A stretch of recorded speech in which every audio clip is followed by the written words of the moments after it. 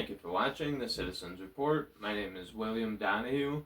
For today's show, I have one article about chemtrails, a quote about OJ's death that I thought was interesting, a small section about the deep state, a couple articles about illegals, and then a big section about Israel, where I take articles from the past couple weeks and then put it in with everything that's happened since the last show I made.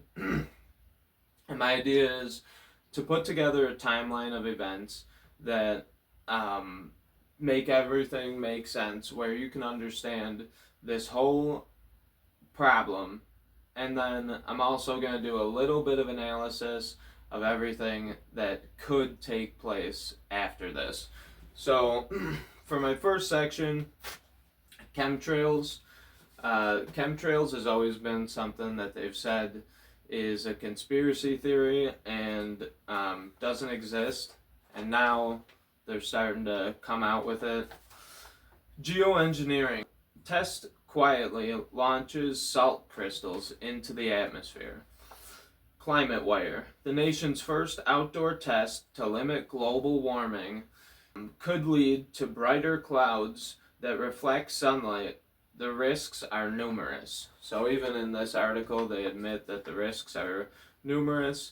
To block the sunlight, we are apparently playing God now and messing with the climate, which anything I feel like that they tell us that they're doing is like 20 years behind at least. So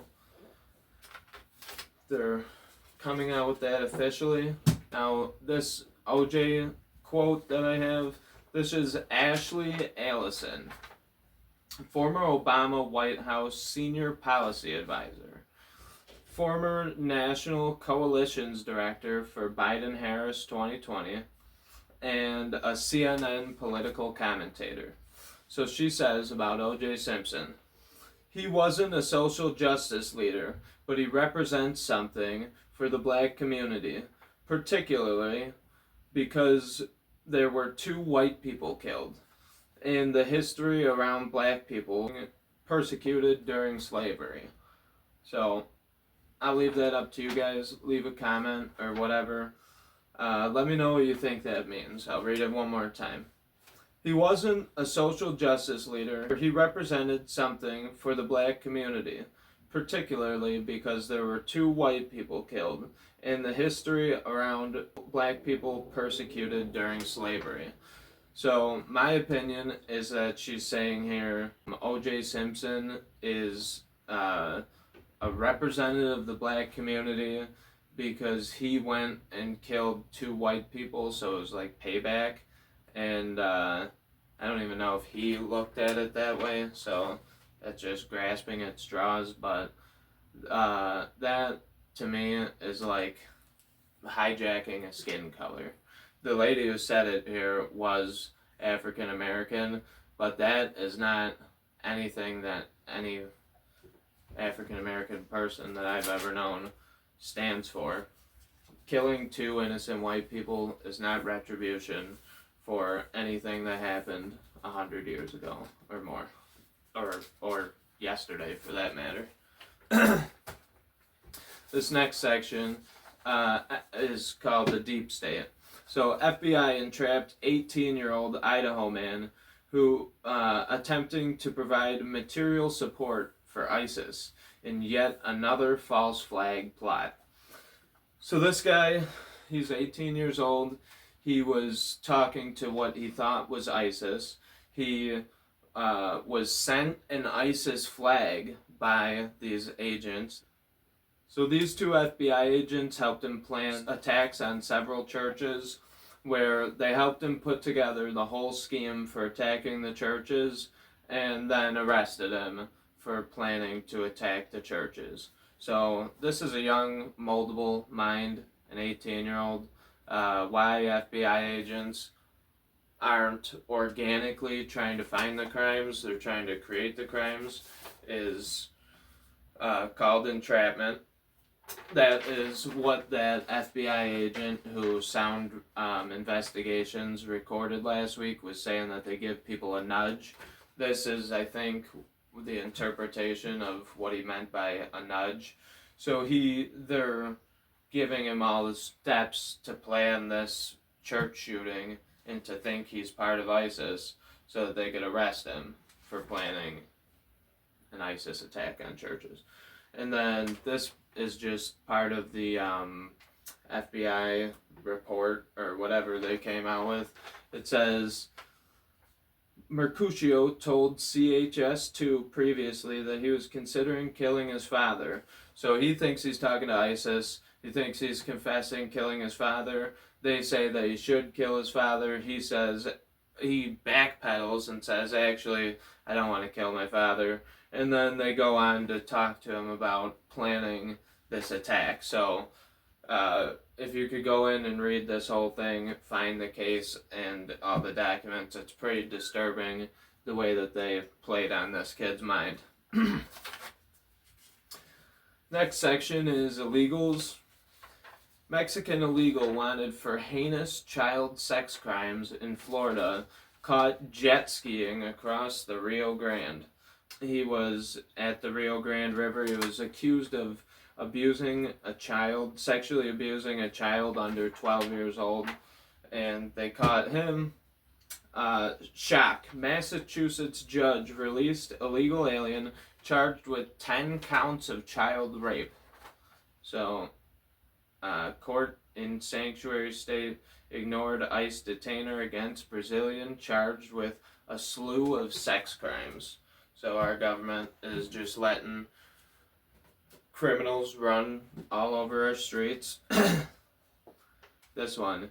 Get out. A group of professional squatters have taken over a London pub owned by celebrity Gordon Ramsay and are brazenly threatening legal action against anyone who tries to kick them out, according to a report. So Gordon Ramsay has this property. He pays a lot of money, and he has had professional squatters take over his property.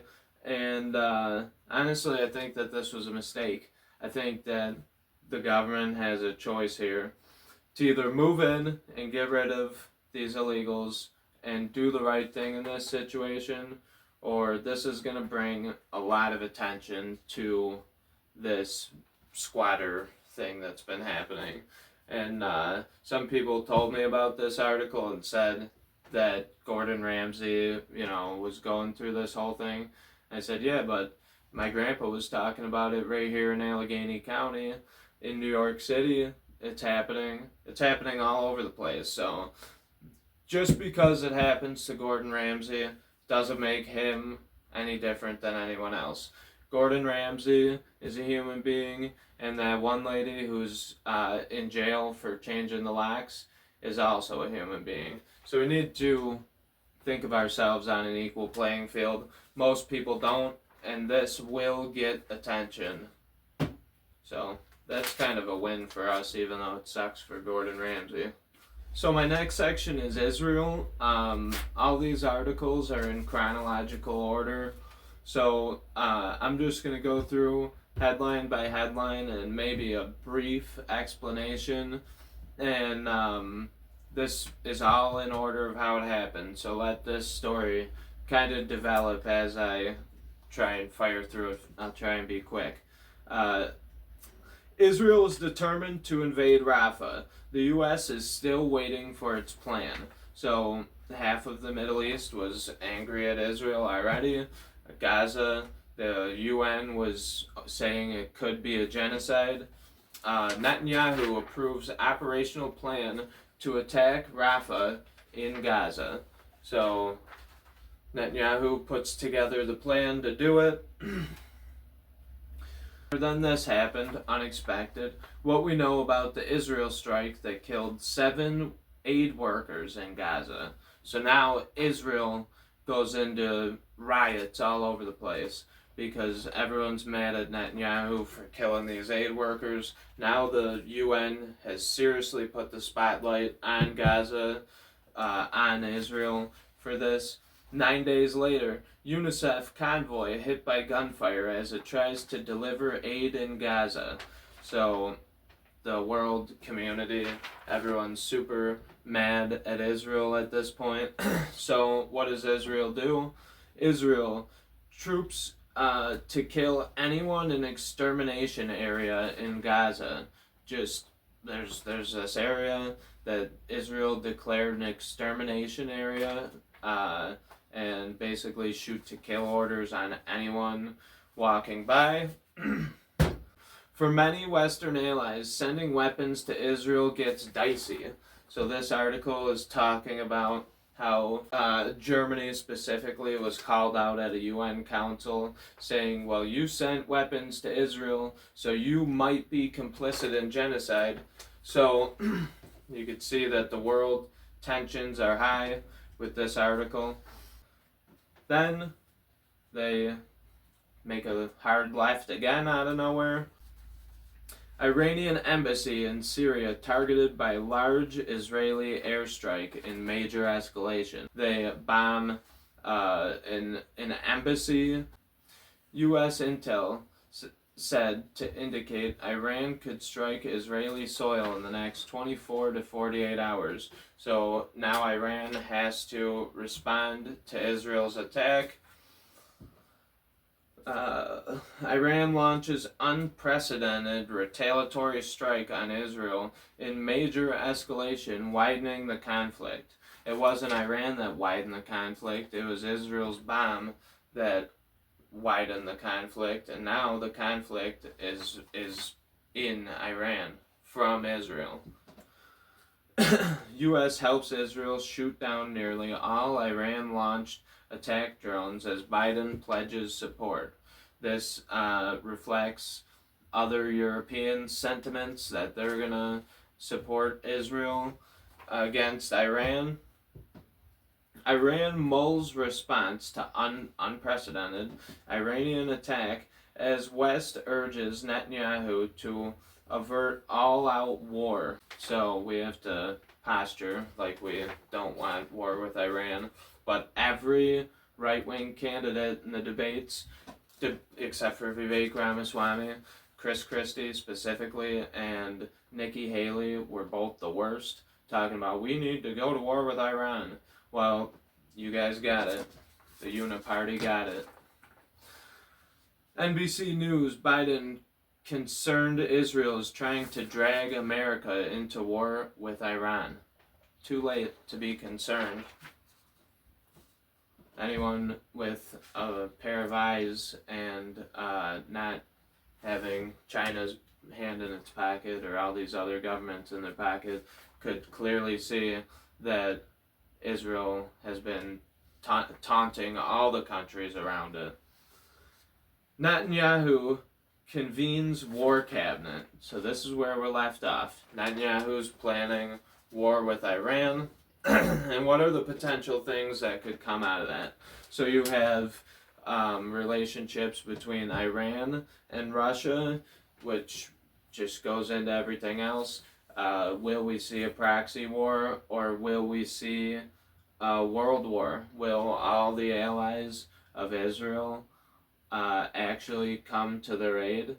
One thing to pay attention to is the U.S. has troops that we're supposed to be building this port, for aid to reach Gaza. We've got ships in the Mediterranean. We've got all these vulnerabilities over there where we could easily be drug into this conflict. And